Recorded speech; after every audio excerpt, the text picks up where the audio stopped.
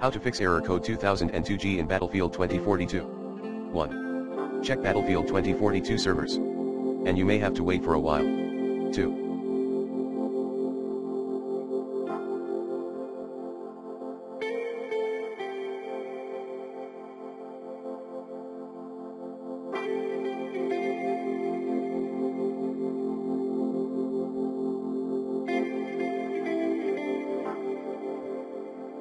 Turn crossplay off.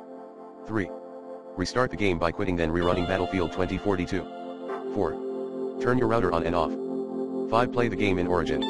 6.